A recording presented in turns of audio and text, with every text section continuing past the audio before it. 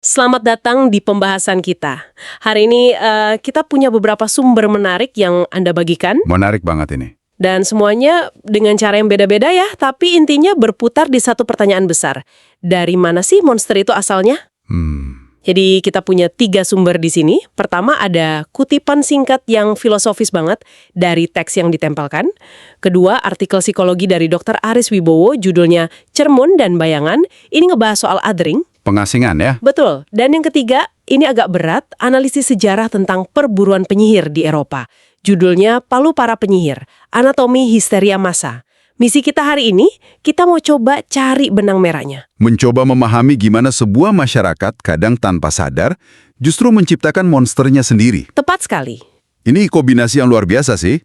Kita punya filosofi, psikologi, sama sejarah. 3 lensa yang beda banget Betul. untuk melihat fenomena yang sama. Biasanya kan orang lihat monster itu ya udah, jahat, titik. Sederhana. Hitam putih. Iya, tapi sumber-sumber ini ngajak kita mikir, wah, jauh lebih dalam. Ini bukan soal membenarkan loh ya, tapi memahami prosesnya. Tepat.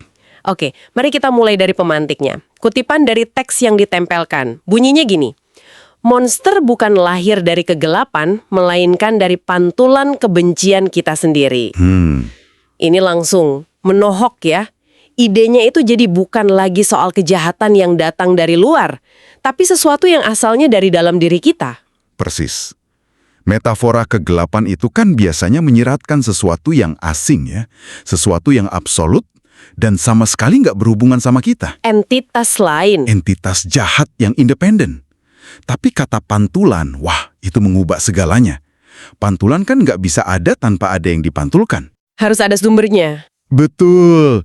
Ini berarti monster, menurut gagasan ini, adalah sebuah konsekuensi. Dia itu produk sampingan dari sesuatu di dalam diri kita. Dalam kasus ini, ya kebencian itu. Oke, ini ide filosofis yang kuat banget ya, tapi mungkin buat sebagian orang terasa agak abstrak ya.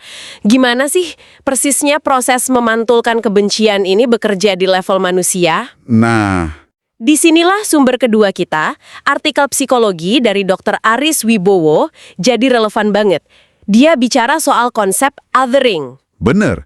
Dr. Wibowo ini menjelaskan othering sebagai sebuah proses psikologis di mana kita mendefinisikan kelompok kita dengan cara menciptakan dan menekankan perbedaan dengan kelompok lain, yaitu mereka. Oke, kita versus mereka. Tapi ada yang lebih dalam lagi. Proses ini seringkali melibatkan apa yang disebut proyeksi. Kita ambil sifat-sifat jelek, ketakutan, atau kecenderungan negatif yang ada di dalam diri kita. Sifat yang nggak mau kita akui. Tepat. Yang nggak mau kita akui, lalu kita proyeksikan ke mereka itu. Jadi ini dia mekanisme psikologis di balik pantulan tadi. Kebencian kita itu bukan cuma rasa benci, tapi juga rasa takut sama sisi gelap diri sendiri. Bisa dibilang begitu. Jadi kita seolah-olah ngambil semua sampah internal kita bungkus, terus kita lempar ke satu kelompok sambil bilang, lihat, mereka lah yang jahat, bukan kita. Tepat sekali. Itu penyederhanaan yang bagus banget.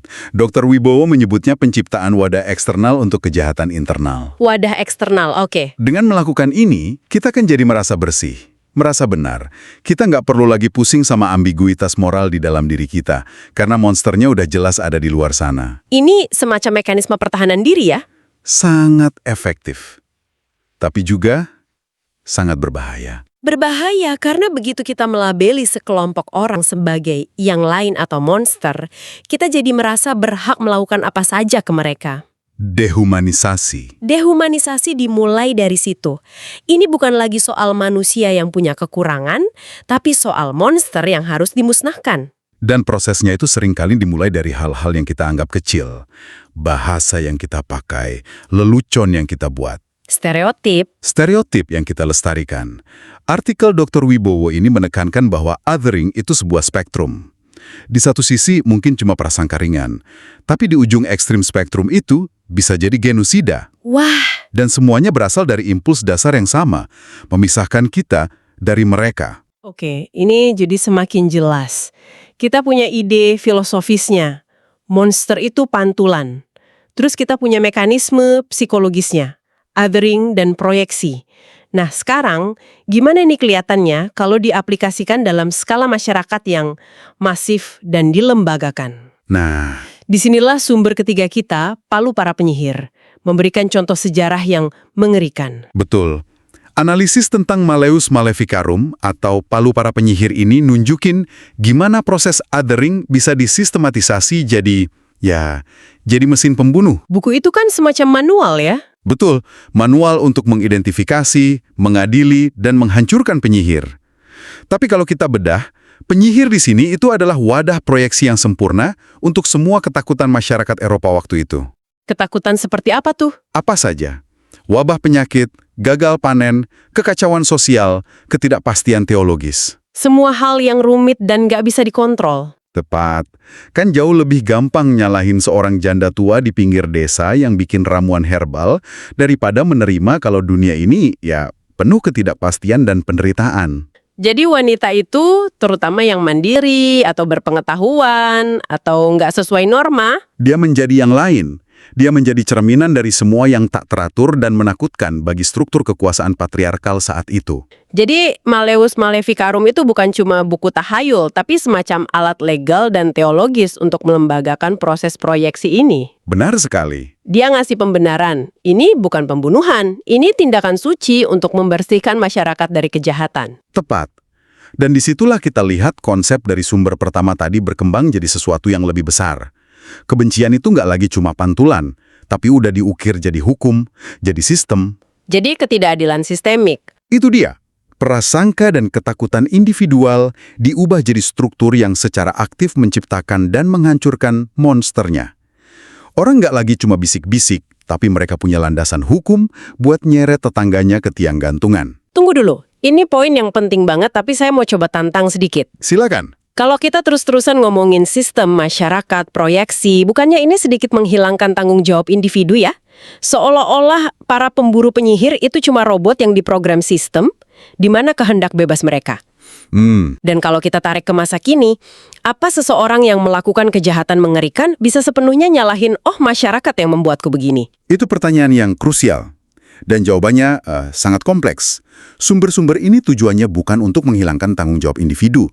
Tentu saja setiap orang punya pilihan. Oke. Tapi, yang mau ditunjukkan adalah pilihan-pilihan itu tidak dibuat dalam ruang hampa.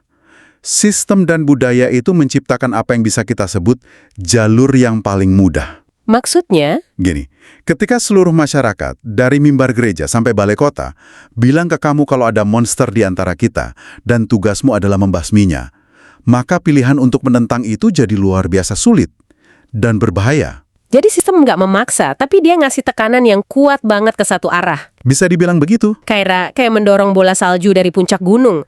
Individu mungkin yang dorong pertama kali, tapi sistemlah yang bikin lerengnya curam dan licin sampai bola salju itu jadi longsoran raksasa. Analogi yang sangat bagus. Sistem menciptakan kondisi di mana kebencian menjadi pilihan yang paling logis, paling aman, bahkan paling heroik bagi banyak orang.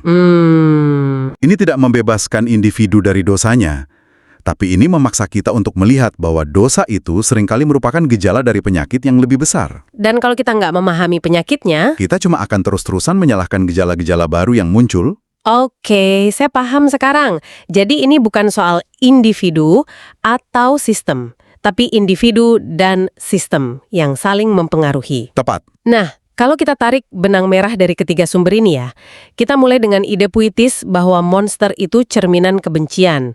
Lalu psikologi ngasih tahu mekanismenya itu othering dan proyeksi.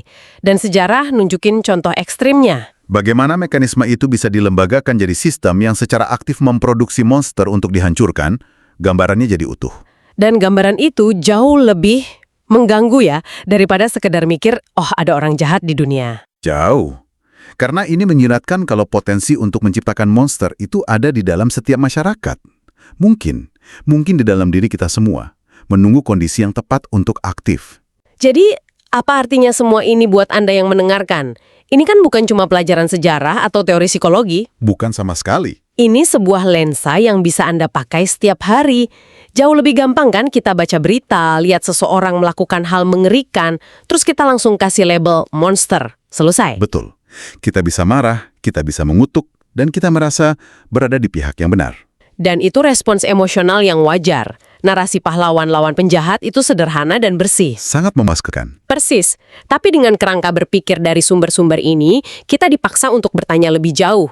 Pertanyaan yang lebih sulit dan gak nyaman. Alih-alih cuma nanya, siapa monsternya? Kita mulai bertanya, kondisi apa yang memungkinkan monster ini muncul? Siapa yang diuntungkan dari adanya monster ini? Jejak penolakan dan ketidakadilan apa yang bisa kita lihat dalam ceritanya? Dan ini penting ya. Ini bukan berarti kita harus bersimpati pada tindakan kejahatannya. Oh, tentu tidak. Penting untuk memisahkan keduanya. Memahami akar penyebab itu nggak sama dengan memaafkan perbuatannya. Tapi pemahaman itu krusial kalau kita mau mencegah hal yang sama terulang lagi. Kalau kita cuma hukum si monster, Tanpa mengubah kondisi yang melahirkannya, kita cuma sedang menunggu monster berikutnya muncul. Anda jadi melihat dunia dengan lebih kompleks ya. Mungkin saat Anda lihat ada politisi yang menjelek-jelekan satu kelompok imigran, Anda nggak cuma lihat itu sebagai retorika politik. Tapi Anda melihat proses othering sedang berlangsung secara real time.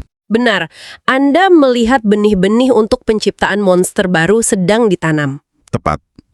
Atau ketika sebuah sistem peradilan secara konsisten ngasih hukuman lebih berat ke kelompok ras atau ekonomi tertentu, Anda nggak lagi lihat itu sebagai kasus per kasus. Tapi Sebagai ketidakadilan sistemik yang sedang beraksi, yang pelan-pelan menciptakan keputusasaan dan kemarahan yang bisa meledak kapan saja. ini mengubah kita ya, dari penonton pasif jadi analis kritis. Betul. Monster bukan lagi sesuatu yang harus ditakuti, tapi juga gejala dari penyakit sosial yang harus didiagnosis. Oke, jadi untuk merangkum semua pembahasan kita hari ini, berdasarkan sumber-sumber yang Anda berikan, ide besarnya adalah monster itu seringkali bukan penyusup dari kegelapan luar, tapi diciptakan dari dalam. Jika proses ini dilembagakan, dia jadi ketidakadilan sistemik yang mampu, ya seperti yang kita lihat dalam sejarah perburuan penyihir, memproduksi monster dalam skala massal untuk kemudian dihancurkan. Dan mungkin pemikiran penutup dari saya adalah tentang bahaya dari kepastian. Momen paling berbahaya adalah ketika kita merasa 100% yakin siapa monsternya. Wah, itu dalam. Sejarah seperti yang ditunjukkan sumber tadi mengajarkan kita kalau kepastian moral seperti itulah yang jadi bahan bakar kekejaman terburuk. Gagasan bahwa monster adalah cerminan kita sendiri, itu pengingat yang kuat untuk selalu menyisakan sedikit ruang untuk ragu dan introspeksi. Bahkan ketika kita sedang merasa paling benar. Terutama saat itu. Itu cara yang sangat kuat untuk melihatnya. Dan ini membawa kita ke pertanyaan terakhir yang ingin kami tinggalkan untuk Anda renungkan. Ini bukan pertanyaan dengan jawaban yang mudah. Tentu. Jika monster adalah cermin dari masyarakat yang dibentuk oleh psikologi dan dilembagakan oleh sejarah, apa yang akan Anda lihat jika Anda bercermin pada masyarakat kita saat ini? Dan yang lebih penting, apa satu hal kecil yang bisa Anda lakukan untuk mulai membersihkan cermin itu agar pantulannya tidak lagi mengerikan